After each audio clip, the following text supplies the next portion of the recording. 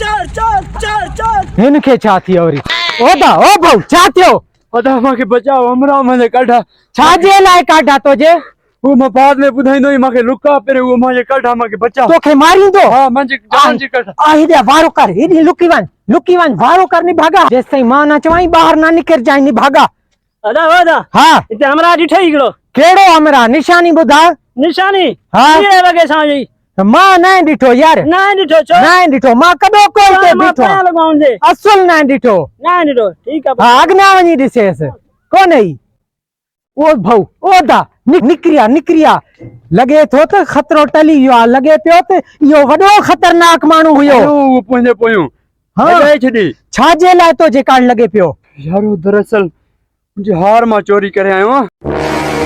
मां वटावनी हार जी कढ होयो गो यो केड़ो हार आ मुखे समझ कोने ये डाडो कीमती हार आ मिठड़ो हार आ घणे जो आ 10 लाख रुपए जो ओ यार मुखे दे ये ना तोखे छोड़या मां एडी मेहनत करे चोरी करे आयो रिस्क खणी आयो हमरा मां जे कढ होयो मरते मां बचियो तोखे छोड़या सही 10 लाख जो आ ना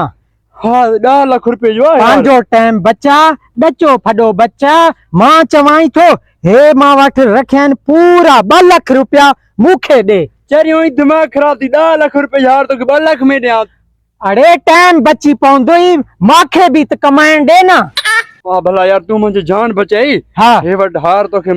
2 लाख रुपया माखे दे हां जान तो जी बचाई आ ना मुते भी त कोई एहसान कर ना ठीक है लगे थो त ही वडो कीमती हार आ हाणे वनी विकरणा थो मोगे के घट ना समझो अरे तू हिते वदो मां हार विच आयो 2 लाख रुपए जो लाख रुपए इंगर माखे नहीं हां ही वट लाख रुपए तू वट हालते तू हल कोई दिसी ना वटे वडो कीमती हार आ इते ना खणा लिकाया कोई दिसी ना वठे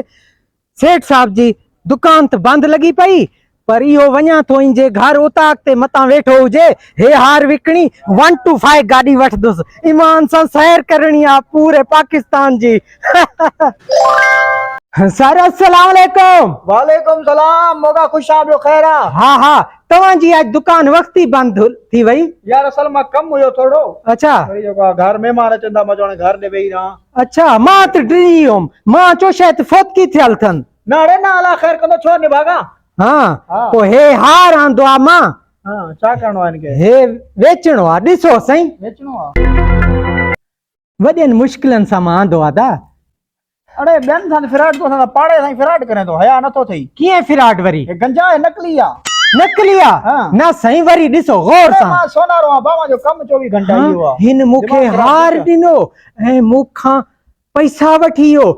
मां चाहे ना हां तो के मां पुलिस में बता सकदा पर तुम्हारे पाड़े जो मोगा तो मां छड्या तो वाकई नकली आ मां कहे बे देखणी में गंज कुटे नूर में जाए छड़ी गई हां निभागो मुखे पूरा 10 लाख रुपए जी चत्ती आनियो मोगे जी मार खबर ना चार